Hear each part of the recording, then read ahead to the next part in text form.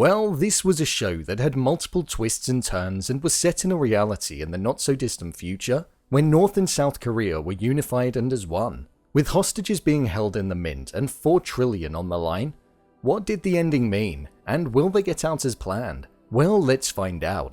Here is Money Heist Korea Joint Economic Area Ending Explained. Just to let you know, this video will contain spoilers.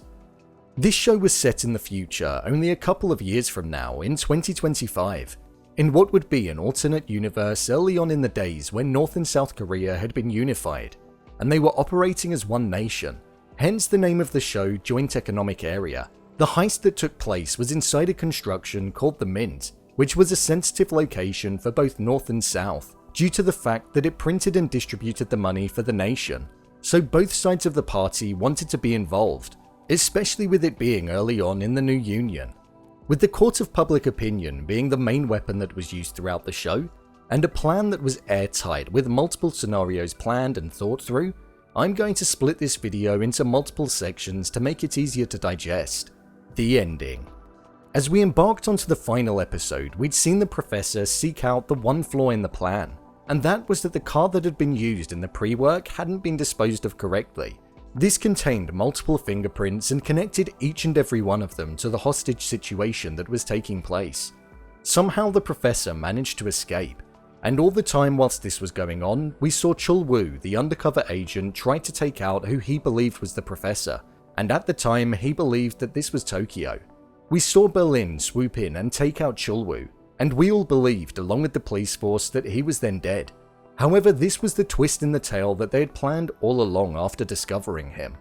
With the unification only recently taking place, there was underlying conflict, and we saw this represented even inside the Mint, when we saw a North and South divide.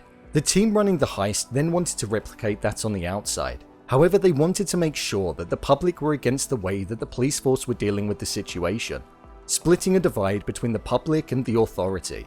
As long as they harmed nobody, then they felt that they would have the public on their side. Once everybody believed that Chul-Woo was dead, even us, we saw Berlin bring him out in front of everybody, including the live video feed being broadcast to the nation, and it twisted it on its head completely, and it made the police force look incompetent of dealing with the situation, and being the very people that were putting the hostages at risk, rather than the suspects themselves. The heist team promised to uphold their side of the deal of no deaths, in which they had all along, despite a few hiccups. It was their most important rule after all. This left the negotiator Woo-Jin stumped, the public in uproar, and a potential firing of Captain Cha.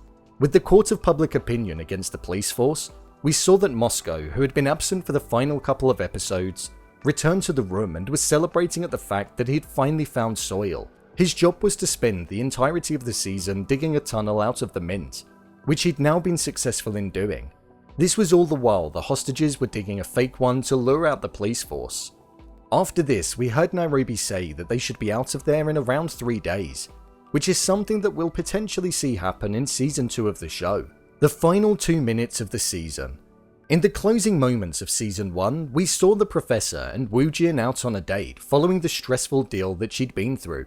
It was here where for the first time we saw that the professor almost made a mistake that would have cost the whole operation and plan.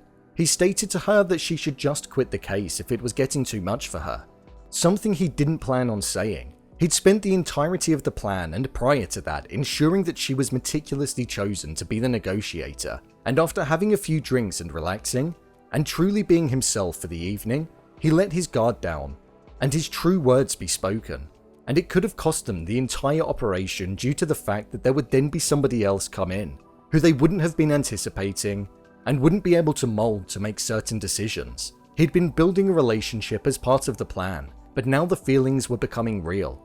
We saw that the professor had fallen deeply in love with Woo-Jin. This is something that has the potential to compromise the plan in the future.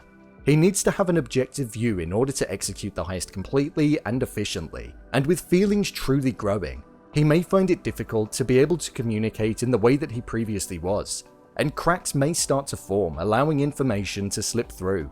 One of the final revelations that we saw was that the corner of one of the banknotes that the group were printing inside of the Mint was discovered inside Woo-Jin's pocket when she went to put her phone back. We witnessed the daughter of the US ambassador, Ann Kim, attempt to hand a note written on a bill to her when she was inside of the mint. However, the note was seized off of her, but it appeared as though a corner of it had managed to find its way into Woo-Jin's pocket. As she looked upon it, she had a eureka moment and headed away from the professor, stating that she had to leave. This discovery may be able to give her the information that she needs in order to know that they're printing money on the inside, or it could potentially provide tracking for if they do get out of the mint on how to hunt them down in the future. The professor isn't aware of this and is something that he most likely hasn't factored into his tight plan. The final revelation that we had was of the professor opening the door to his cafe, and Captain Cha standing behind him. We heard that he was cautious of the professor when he was in discussion with Woo-Jin just before they signed off of the shift, but she told him to leave it alone, and that he's not the type of person to do this, but it seemed as though he hadn't. Without a warrant, I doubt he'd be able to search the place and find any of the information in the storage room, but it's something the professor hasn't planned for, and with him now being a person of interest, with more eyes on him than before, it could cause a problem. The remaining characters. Whilst that was the ending for Woo-Jin and the professor, there were many other characters that also got an ending that will likely be continued. We last saw them celebrating the news that Moscow had dug to the point of soil, meaning that an escape route was on the horizon. But let's jump into the main characters on an individual level. Tokyo.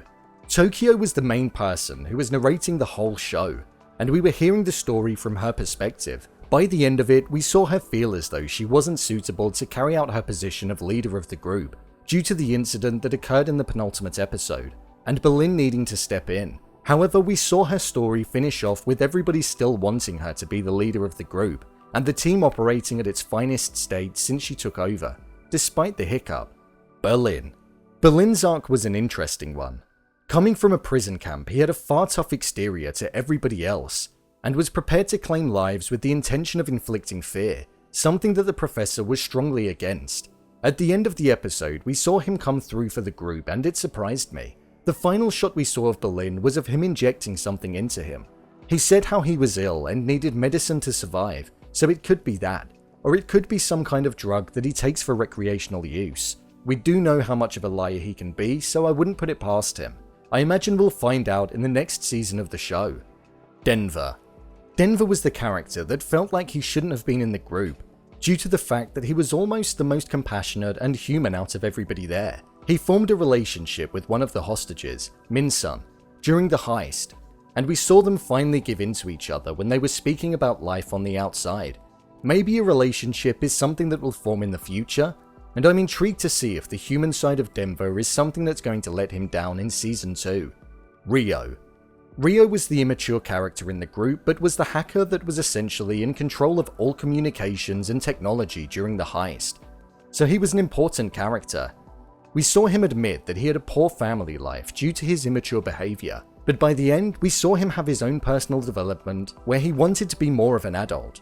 We've seen him express his feelings for Tokyo and them not necessarily be reciprocated, but we could see them spark up more of a romantic relationship in Season 2 of the show.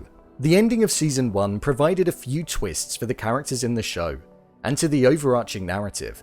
I think there will most certainly be a lot for Season 2 of the show to pick up from when it does finally return, whether that be focusing on the final few days of the heist, or focusing on the escape that the group have planned and the eventual new lifestyles that they plan to live. So, there you have it. Money Heist Korea Joint Economic Area ending explained. What did you think of Money Heist Korea Joint Economic Area? Leave a comment down below, and don't forget to subscribe. I'll see you next time.